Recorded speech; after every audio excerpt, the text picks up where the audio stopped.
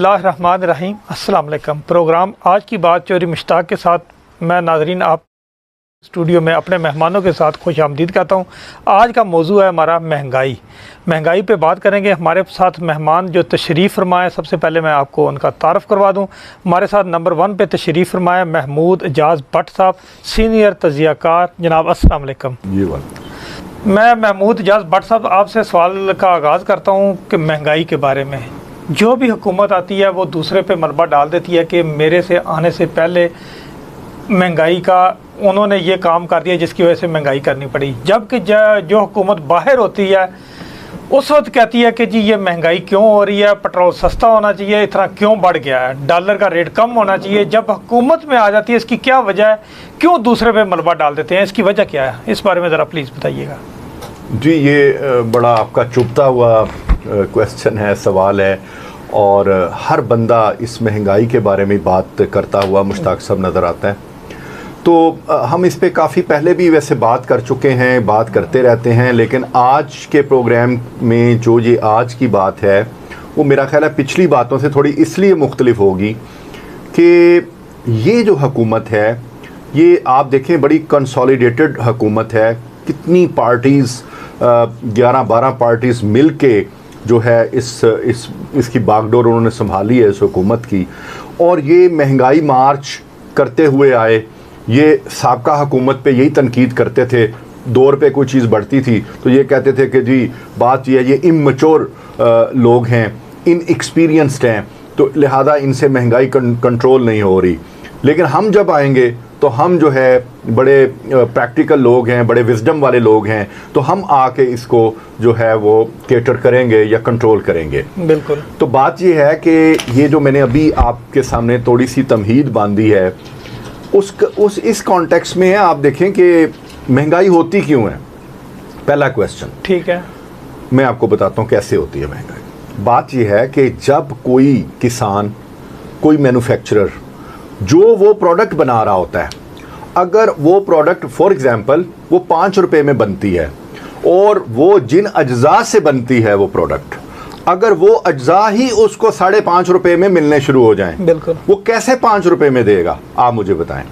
तो बात यह है कि बिजली का यूनिट जो कि 7 रुपए या 8 रुपए महंगा हो जाए, और जो उसके कंपोनेंट हैं उस प्रोडक्ट को बनाने वाले कंपोनेंट, जिससे उसने फॉर एग्जांपल मैं एक लस्सी बनाने वाला या नान बनाने वाला या वो जो नान भाई है, वो किस तरह मुमकिन है कि वो जो दूध है वो उसको अगर तो उसी रेट में साबका रेट में मिलेगा तो वो उसको मेंटेन कर पाएगा। अगर दूध ही उसको 10 रुपये किलो जो है वो ज़्यादा मिलेगा तो वो पुराने रेट पर वो उस लस्सी का गिलास देखिए 2 तरीक़ों से ही मेंटेन कर सकता है। वो या तो उसमें पानी डाल दे बहुत ज़्यादा, या उसकी क्वालिटी मतलब इतनी ख़राब कर दे कि लोग उससे कहेंगे भाई ये आप क्या बेच रहे हैं, तो या वो फिर अगर क्वालिटी को मेंटेन रखेगा तो वो महंगा करेगा उसको, फिर ही उसकी दुकान चल सकती है, उसकी शॉप चल सकती है। बात यह है जो मैन्युफैक्चरिंग की कॉस्ट है या प्रोडक्शन की कॉस्ट है, अगर वो कॉस्ट साबका रेट्स पर उन अज्जा की उसे मिलती रहेगी तो महंगाई नहीं होगी। महंगाई तब होगी कि जब मैन्युफैक्चरिंग कॉस्ट उसकी बढ़ जाएगी, उसके जो कंपोनेंट्स हैं प्रोडक्ट्स के वो उसको महंगे मिलने जब शुरू हो जाएंगे तो जाहिर है कि वो अपने यूजर को, कंज्यूमर को वो उसी तनासब से महंगी देगा तो वो सर्वाइव करेगा। अब बात यह है कि हुकूमतों का क्या काम होता है, हुकूमतें किस तरह इस चीज़ को कंट्रोल करती हैं। वो इस तरह करती हैं कि वो जो कंपोनेंट्स हैं उस प्रोडक्ट के उसको सब्सिडाइज कर देती हैं। उसे कहती हैं ठीक है भाई, अगर आलमी मार्केट में 5 रुपए एक चीज़ महंगी है, आप इससे इफेक्ट हो रहे हैं, तो हम इस तरह करते हैं, गवर्नमेंट इसमें 2.5 रुपए देती है, 2.5 रुपए आप जो है बर्दाश्त करो। वो बंदा क्या करता है, वो 2.5 रुपए नहीं करता, वो 1.25 रुपए खुद बर्दाश्त करता है, 1.25 रुपए कंज्यूमर पे डाल देता है। तो इस तरीके से वो जो प्रोडक्ट्स है मार्केट में जब वो फ्लो होती है, वो जो चलती है, सर्कुलेट होती है, यूज़र तक पहुंचती है, एंड यूज़र तक, तो बड़ा माइनर से इजाफे के साथ वो पहुंचती है। लेकिन आप देखें कि अभी जो महंगाई है ये माइनर इजाफा नहीं है जी। आप देखें कि 150 से पेट्रोल जो है वो शुरू होता है, 233 पे चला गया। क्या ये माइनर इजाफा है? आप बिजली को देख लें, अगर सपोज वो 11 रुपये 13 रुपये यूनिट था, वो 20-22 रुपये पे चला गया, तो ये माइनर इजाफा नहीं है, ये बड़ा ही ह्यूज और बड़ा लार्ज स्केल पे इजाफा है। तो इसमें 2 तरीके हैं इसको या तो गवर्नमेंट इन कंपोनेंट्स को सब्सिडाइज करे, या सब्सिडाइज नहीं कर सकती तो फिर सीधी सी बात है वो जो मैन्युफैक्चरर है या जो प्रोड्यूसर है बैंक्स को कहे कि आप इसको इतना लोन दे दें इतने अरसे के लिए, तो ये आपको इंस्टॉलमेंट में या विदाउट मार्कअप जो है वो करे, उससे कुछ ना कुछ सपोर्ट मिल जाएगी उन कंपोनेंट्स को खरीदने में। बिल्कुल ठीक कह रहे हैं। महमूद इजाज़ भट्ट साहब थे ये हमारे साथ। जी महमूद इजाज़ भट्ट साहब, आपने बड़ी एक गहरी नज़र रखी होती है, जो भी हुकूमत आती है काफ़ी अरसे से मैं देख रहा हूँ, आप देख रहे हैं और उस पर बयान शान आपके जारी होते हैं, देखते हैं कौन क्या कर रहा है। आपका क्या ख्याल है कि शहबाज शरीफ साहब पहली दफ़ा वज़ीर आज़म बने हैं मुल्क के, ये कामयाब हो जाएंगे, महंगाई पे काबू पा लेंगे? जिस टाइम ये गवर्नमेंट में नहीं थे, बाहर थे, अपोजिशन में थे, उस टाइम बड़े अपने वो ख्यालात का इजहार करते थे, पेट्रोल इस रेट पे होना चाहिए, चीनी इस 70 से ज़्यादा ऊपर नहीं जानी चाहिए। तो आपका क्या ख्याल है, ये कामयाब हो सकेंगे या नहीं हो सकेंगे? देखिए, मायूसी तो कुफ्र होता है। बिल्कुल ठीक है। तो मैं ये तो नहीं कहूँगा कि ये बिल्कुल नहीं कर सकते या नामुमकिन है इनके लिए, बिल्कुल मुमकिन है। जो इंसान होते हैं वो ज़ाहिर है सिस्टम रियासतें इंसान ही चलाते हैं, लोग चलाते हैं, और ऐसा नहीं है कि इनके पास कोई इनकॉम्पिटेंट लोग हैं, कॉम्पिटेंट लोग भी हैं इनके पास। ठीक है। एक्चुअली मुझे जो लग रहा है वो थोड़ा सा जो क्राइसिस आ रहा है, यानी कि इनकी जो असेसमेंट थी गवर्नमेंट से पहले वो शायद ठीक नहीं थी। ठीक है। इनका जो अप्रेजल मतलब जो भी ड्राफ्ट जिसने बनाया था वो इनको सही ब्रीफिंग नहीं दी गई या इन्होंने ली नहीं। तो शहबाज शरीफ साहब जो है वो मैं समझता हूँ वो खुद बड़े परेशान हैं। आप देखेंगे मुतअद्दिद बार आपने मीडिया में भी देखा होगा, वैसे भी प्रेस कॉन्फ्रेंस में भी और भी फंक्शंस में जहाँ भी वो जाते हैं वो बड़े परेशान नज़र आते हैं। तो शहबाज शरीफ साहब अकेले परेशान नहीं है, पूरी कैबिनेट परेशान है, क्योंकि इन्होंने देखें आखिर 1 साल बाद, 1.25 साल बाद, 10 महीने के बाद इन्होंने किधर जाना है? अपने हलकों में जाना है, इन्होंने अपने लोगों में जाना है। बिल्कुल। अच्छा, अब जिस बंदे को 150 रुपए का पेट्रोल मिलता था वो जब वो 233 रुपए का खरीद रहा है, तो क्या उसने वोट नहीं देना इनको? बिल्कुल देना है या नहीं देना, उसी ने तो देना है, उसको उसी से तो इन्होंने वोट मांगना है। जो घी जो है वो जो 250 रुपए का ले रहा था, आज वो अगर 500 रुपए का ले रहा है, ये 450 का, उसी से इन्होंने वोट लेना है। तो आप ये तो नहीं कह सकते कि ये परेशान नहीं है, परेशान ये बहुत हैं।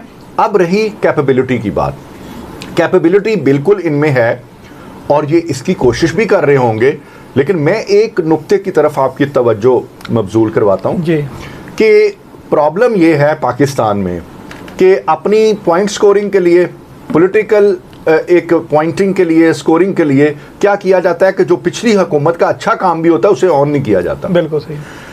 तो ऐसा नहीं है कि पिछली हुकूमत ने कोई अच्छा काम नहीं किया, बहुत सारे उन्होंने अच्छे काम किए, अच्छी पॉलिसीज भी थी। इनको चाहिए कि अपनी ज़ाती अना को छोड़ के, मैं पीटीआई के भी जो थिंक टैंक्स हैं उनसे भी मेरी ये अपील है, गुजारिश है इस प्रोग्राम की वसातत से कि वो भी बैठें, ये लोग भी बैठें, और असद उमर साहब भी बैठें, शौकत तरीन साहब भी बैठें, इनके लोग भी बैठें, मिफ्ता इस्माइल साहब भी बैठें। ये सब मिल के इस चीज़ का हल ढूंढें कि जो भी अच्छी चीज़ उन्होंने की है उसको अडॉप्ट करें, और ये जो अच्छी चीज़ कर रहे हैं पिछली हुकूमत को चाहिए वो तनकीद ना करें, और एक बहुत अच्छी प्लानिंग के साथ ये आगे बढ़ें। ये मैं आपको बताऊं, महंगाई अब कंट्रोल होने वाली इनके बस की अभी बात फिलहाल नहीं है, लेकिन फिर वही बात है मेरी पहली कि मायूसी गुनाह है, मायूस नहीं हमें होना। इंशाल्लाह ताला मुझे उम्मीद है कि ये कुछ 4-5 महीने आप देखेंगे कि चीज़ें काफ़ी कंट्रोल होना शुरू हो जाएंगी। असल में क्या होगा, जो यूज़र है अभी तो उसकी कैपेसिटी नहीं है ना बाइंग की, ये उसकी अगर फॉर एग्जांपल जैसे अभी इन्होंने सरकारी मुलाजमीन की तनख्वाह बड़ी अच्छी बढ़ा दी है, बड़ा हैंडसम पैकेज उनको दिया है। अच्छा, इस तरह जो बिजनेस तबका है, जो दूसरा तबका है, जब इसकी बाइंग कैपेसिटी थोड़ी सी ये इंक्रीज कर देंगे ना, फिर उनको महंगाई उस तरह फील नहीं होगी जिस तरह पहले हो रही थी। बिल्कुल ठीक है। महमूद इजाज़ भट्ट साहब, इसकी वजह क्या है कि पाकिस्तान समेत पूरी दुनिया में महंगाई बढ़ती जा रही है? इसकी वजह क्या है, क्यों बढ़ती जा रही है? देखिए, इन्फ्लेशन जो है वो तो ठीक है, आप सही कह रहे हैं, पूरी दुनिया में बढ़ रही है, लेकिन उसके साथ साथ वो वेलफेयर जो स्टेट्स हैं वो अपने यूज़र को, कंज्यूमर को देखें, सहूलतें भी उसी के साथ साथ बढ़ाते जा रहे हैं। मेडिकल की सहूलत है, दूसरी और फैसिलिटीज़ हैं, ट्रांसपोर्टेशन है, बहुत सारी चीज़ें हैं, लेकिन हमें क्यों ज़्यादा फील होती है? क्योंकि हमारी जो रियासत है वेलफेयर स्टेट नहीं है। नहीं है। यहाँ पे एक आम आदमी जाहिर है जब सरकारी हॉस्पिटल में जाता है वहाँ भी धक्के खाता है, जब वो प्राइवेट हॉस्पिटल में आता है उससे ज़्यादा धक्के खाता है, तो उसको तो ज़्यादा महंगाई लग रही है ना जी। तो बात ये है कि वो जो वेलफेयर स्टेट्स हैं उनकी इन्फ्लेशन या मोड ऑफ इन्फ्लेशन वो हमारे मोड ऑफ इन्फ्लेशन से बड़ा ही डिफरेंट है, बिल्कुल मॉडल अलग है। मैं तो सब आपकी तवज्जो के लिए, अपने नाजरीन के लिए भी, ये जो पाकिस्तान में महंगाई है, मैं आपको बताऊं वो सिर्फ ये नहीं है कि इंटरनेशनल जो फिगर्स हैं या इंटरनेशनल जो इकोनॉमिक इंडिकेटर्स हैं उसकी वजह से वो ऊपर नीचे है, लेकिन कुछ हमारे लोकल फैक्टर्स हैं, मैं उसकी निशानदेही करना चाहता हूँ। फॉर एग्जाम्पल, जो गंदम के डीलर हैं, जब वो मुझे बताएं 10-10 हज़ार बोरी स्टॉक कर लेंगे, चीनी जो है आपकी स्टॉक हो जाएगी, और वो इंतजार करेंगे भाई यार जरा 2 दिन बाद पेट्रोल बढ़ने दे, हम जो फॉर एग्जांपल 1000 वाला बैग है ना वो हम फिर 1500 में बेचेंगे। अब ऐसे जो लोकल ज़ख़ीरा अंदोज़ी है, जो ऐसे स्टॉकिस्ट हैं। फिर दूसरा ये है उसकी क्वालिटी को जो उसके अंदर अडल्ट्रेशन करते हैं, उसका बहुत बड़ा प्रॉब्लम है, इलाकाई प्रॉब्लम है। ये अमेरिका तो नहीं कह रहा कि आप जनाब वो उसमें मिर्चों के अंदर वो रेत मिलाएं या फलां चीज़ मिलाएं। ये देखें, इन्होंने अभी वर्ल्ड ऑर्डर की बात की, तो वर्ल्ड ऑर्डर ऐसा नहीं है। वर्ल्ड ऑर्डर अभी जिनका चल रहा है वो हमें पता है किसका चल रहा है, वो सबको पता है, ठीक है, उनका चल रहा है। लेकिन वर्ल्ड ऑर्डर ये तो नहीं कहता कि हम दूध में पानी मिलाएं। वर्ल्ड ऑर्डर ये तो नहीं कहता कि आप 5-5 हज़ार बोरी जनाब खाद की जो है वो छुपा के बैठ जाएं और सिर्फ इतना इंतजार करें कि जनाब आज पेट्रोल रात को महंगा होगा तो हम कल से वो बैग बेचना शुरू करेंगे। तो गवर्नमेंट का क्या काम है? ऐसे इलाकाई जो आपकी रीज़न हैं या वजूहात हैं या फैक्टर्स हैं, उनको तो ये कंट्रोल कर सकते हैं ना, हमारी ब्यूरोक्रेसी कर सकती है, डीसी साहबान, कमिश्नर साहबान, एसी साहबान। तो इस मशीनरी को हरकत में आना चाहिए। ये जो लोकल फैक्टर्स हैं इसको तो कम से कम इसका तदारुक करें तो महंगाई फिर भी 5-7% नीचे आ जाएगी। महमूद इजाज़ भट्ट साहब, आप क्या समझते हैं जो इत्तेहादी हुकूमत बनी हुई है, जिसकी वजह से ये मिल के इन्होंने हुकूमत बनाई और चला रहे हैं, इसमें ज़्यादा नुकसान कौन उठा रहा है अभी महंगाई की वजह से? देखिए, सीधी सी बात है, मुस्लिम लीग नवाज़ जो है वो लूज़र है इस वक्त, ठीक है, मैं साफ कहूँगा मैं।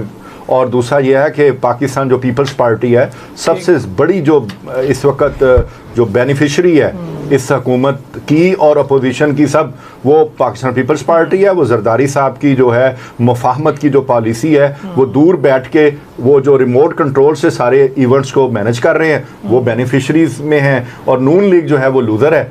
लेकिन नून लीग जो है वो अपने लूज ठीक है वो कर रही है, लेकिन अगर वो मैनेज कर लेते हैं तो मैं समझता हूं कि ये बहुत बड़ी उनकी अचीवमेंट होगी। आखिरी बात का इजाफा करता जाऊं कि देखें नाजरीन, और इस चैनल की वसातत से भी मैं ये बात करूंगा कि हमें अब अपना हुकूमतों को चाहिए अपना लाइफस्टाइल जो कल्चर है वो चेंज करें। 22 करोड़ लोगों को ट्रेन करें कि आपने अपना लाइफस्टाइल कैसे तब्दील करना है, और रिविजिट करें अपनी इकोनॉमिक जो मॉडल है उसको।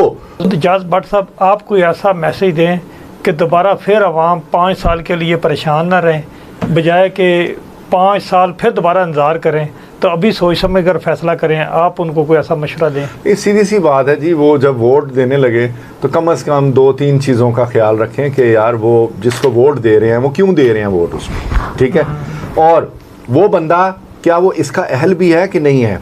तो ये 2-3 चीज़ें हैं। अहल लोगों को वोट दें, ठीक है, लेट आएगी दुरुस्तगी और हम लेट थोड़ा सा हो जाएगा, लेकिन ये है कि अच्छे लोग आगे आएंगे, आपके सही नुमाइंदे आगे आएंगे। तो मैं समझता हूँ ये इलेक्टोरल जो प्रोसेस है हमारा, इसको ठीक करने की ज़रूरत है। तो सोच समझ कर वोट दें, सोच समझ कर वोट दें। नाज़रीन, प्रोग्राम का वक्त ख़त्म हो चुका है। हमारी कोशिश होती है कि हकीकत से आपको आगाह किया जाए, फ़ैसला आपके हाथ में है। अब हम आपसे इजाज़त चाहते हैं इस शर्त के साथ कि ना सिर्फ आप अपना बल्कि अपने आस पास दूसरों का भी ख्याल रखेंगे। मुझे और मेरे मेहमानों को दें इजाज़त। अल्लाह हाफिज़।